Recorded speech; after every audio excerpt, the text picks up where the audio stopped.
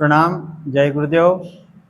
इस युग धर्म विस्तार में प्रज्ञा पुत्रों की कड़ी में जुड़े हुए हमारे बीच में आदरणीय आप श्रीमान नीलकंठ राव जी बोबड़े, आप शासकीय सेवा में आपने कार्य किया है। सेवा नृत्य के बाद भी गुरुजी के काम को गति दी है। तो आपने विषम परिस्थिति में काम किया। विषम परिस्थिति में उस समय अन्य विषम परिस्थितियों से काम करते हुए आप उभरे। उभरने के बाद आपने सौसर शक्तिपीठ, जहां परम पूज्य गुरुदेव 1981 में आए और प्राण प्रतिष्ठा यहाँ गायत्री माता की उस समय विषम परिस्थितियां भी थी और उसमें काम करते करते हुए आपको एक जवाबदारी सौसर शक्तिपीठ की मिली।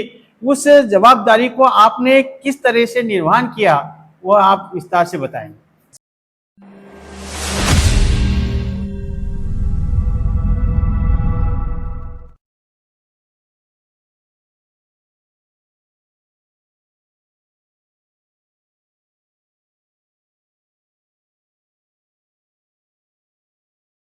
पहले मुझे कोषाध्यक्ष के रूप में काम करने का समय मिला और कोषाध्यक्ष के पद का निर्वहन करते समय बाकी भी कार्य जो करने होते थे शक्तिपीठ के लिए करना पड़ता था।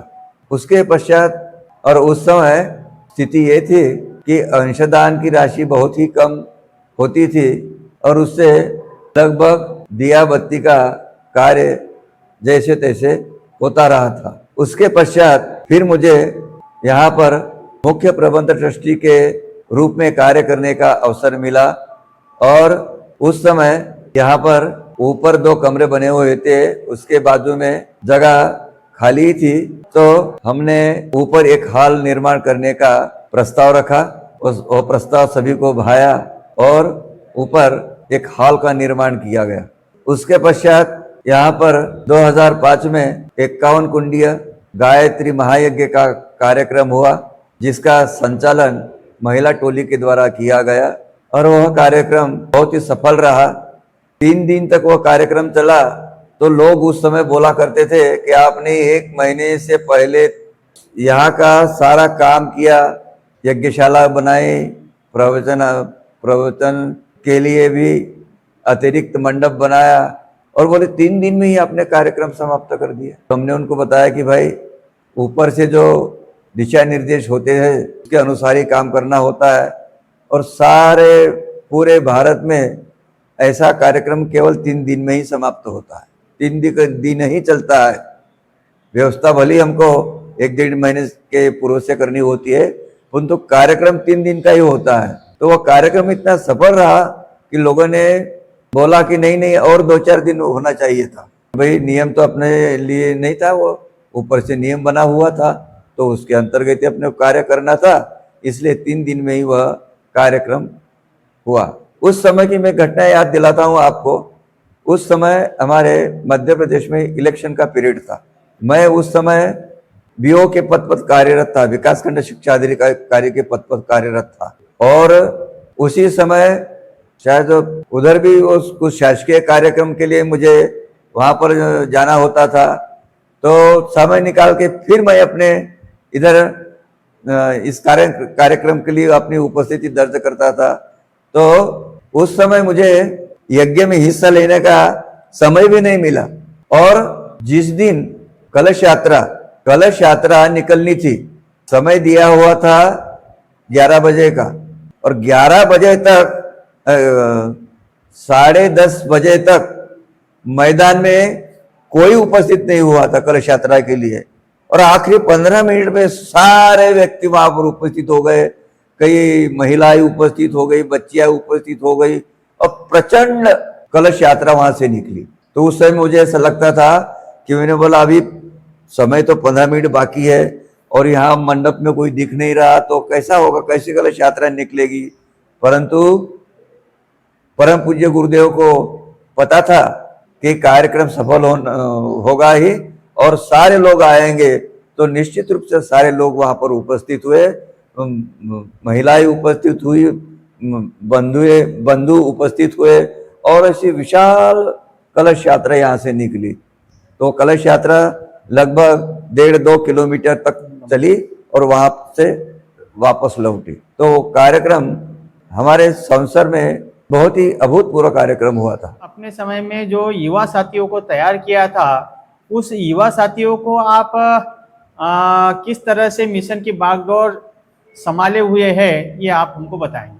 मैं जब मुख्य प्रबंधक ट्रस्टी बना तो मेरे समय में मैंने युवाओं को भी अपने साथ में रखा और ऐसे एक युवा साथी श्री किनकर जी को मैंने कोषाध्यक्ष की जिम्मेदारी निभाने का निमंत्रित किया और उन्होंने उस समय से अपने कार्य का अच्छी तरह से निर्वहन किया। उसमें दूसरे एक साथी थे जो अब नहीं रहे हैं, वे श्री वासुदेव कुराडे जी। उन्होंने भी किनकर जी के पश्चात कोषाध्यक्ष की जिम्मेदारी का बड़ी ही अच्छी तरह से निर्वहन किया। ये दोनों ही शिक्षा विभाग में नौकरी पर थे, परंतु मिशन का कार्य करने में उन्होंने अपना अच्छा खासा समय दिया। उसके पश्चात फिर किनकर जी को यहाँ का मुख्य प्रबंधक ट्रस्टी बनाया और उन्होंने अपने कार्यकाल में मिशन को गति प्रदान की, निर्माण कार्य भी कराए, बहुत सारे लोगों से संपर्क किया, बहुत लोगों को मिशन से जोड़ा। आज मतलब वर्तमान में भी एक युवा साथी मुख्य प्रबंधक ट्रस्टी है श्री जी ठाकरे, तो वे भी अच्छी तरह से मुख्य प्रबंधक ट्रस्टी का निर्वहन कर रहे हैं। अनेक स्थानों पर जाके बैठकें लेने का भी वे कार्य करते हैं और मिशन को आगे बढ़ाने के लिए वे हमेशा ही तत्पर रहते हैं। तो वर्तमान में अभी गायत्री शक्तिपीठ का जो कार्य है वो पूरे संवत्सर तहसील में इतना ही नहीं कि हमारे जिला पांडुरना में भी बहुत अच्छी तरीके से वे कार्य का संचालन कर रहे हैं। दूसरी बात, लोडेकर जी भी यहाँ इस शक्तिपीठ के सदस्य है और वे अभी जिला में श्री लोडेकर जी भी रिटायर्ड है। वे भी शिक्षा विभाग में शिक्षक के कार्य पर कार्यरत थे, परंतु वे भी युवा जैसे ही कार्य कर रहे हैं और जिला पांडुरना में वह सहायक समन्वयक के पद पर कार्यरत है। उसी प्रकार हमारे घोड़की जी है, वे भी बिजली विभाग में कार्यरत थे, सेवानिवृत्त हुए हैं, परंतु वे भी युवा के तरह ही आज कार्य कर रहे हैं और वे तहसील स्तर पर समन्वयक की भूमिका का निर्वहन कर रहे हैं। साधना के लिए हमारे श्री नरेंद्र हिंगवे जी केवल पांडुरना छिंदवाड़ा जिले में ही नहीं अपितु उससे लगे हुए जो जिले हैं, बालाघाट जिला हुआ, सिवनी हुआ, बैतूल हुआ, इन जिलों में भी जाकर वे साधना के कार्यक्रम को गति देने का कार्य कर रहे हैं। सबसे पहले हमारे जिला छिंदवाड़ा हुआ करता था पहले, तो छिंदवाड़ा जिले में उन्होंने साधना का कार्यक्रम स्टार्ट किया, गायत्री शक्तिपीठ संवत्सर से स्टार्ट किया और वह कार्यक्रम 40 दिवसीय अनुष्ठान का कार्यक्रम साधना का उन्होंने स्टार्ट किया था। और शांति कुंज के प्रतिनिधि साधना विभाग में कार्यरत एक प्रतिनिधि यहाँ पर आए थे, तो उनके सामने भी इस बात को रखा था, तो उनको वह बात बहुत ही अच्छी लगी और उन्होंने 40 दिवसीय साधना अनुष्ठान को पूरे भारतवर्ष में और विश्व स्तर पर लागू करने की बात कही। जो पहले हम यह साधना अनुष्ठान 40 दिवसीय वसंत पंचमी से आरंभ करते थे, उन्होंने उसमें थोड़ा सा परिवर्तन करके गुरु पूर्णिमा के दिन से इसको लागू करने का निश्चय किया और शांति कुंज से ये सारी बातों को प्रसारित किया और विगत लगभग 3 वर्षों से अब यह कार्यक्रम विश्व स्तरीय बन गया है। दूसरा, श्री किनकर जी जो पूर्व में यहाँ प्रबंध ट्रस्टी रहे थे, उन्हें अभी उपजोन स्तरीय कन्या कौशल शिविर का प्रमुख बनाया गया है।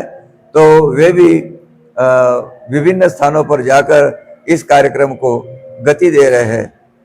इसके बाद संस्कृति ज्ञान परीक्षा के लिए हमारे पूर्व प्रबंधन ट्रस्टी श्री राजेंद्र जी निमकर, इनको जिला स्तरीय प्रभार मिला है और वे भी बड़ी तन्मयता के साथ समर्पण भाव से भारतीय ज्ञान परीक्षा का कार्यक्रम का पूरा संचालन प्रतिवर्ष कर रहे हैं। हमारे YouTube चैनल सब्सक्राइब करें एवं बेल आइकन जरूर दबाएं ताकि गायत्री परिवार की विभिन्न गतिविधियों की जानकारी आपको मिलती रहे।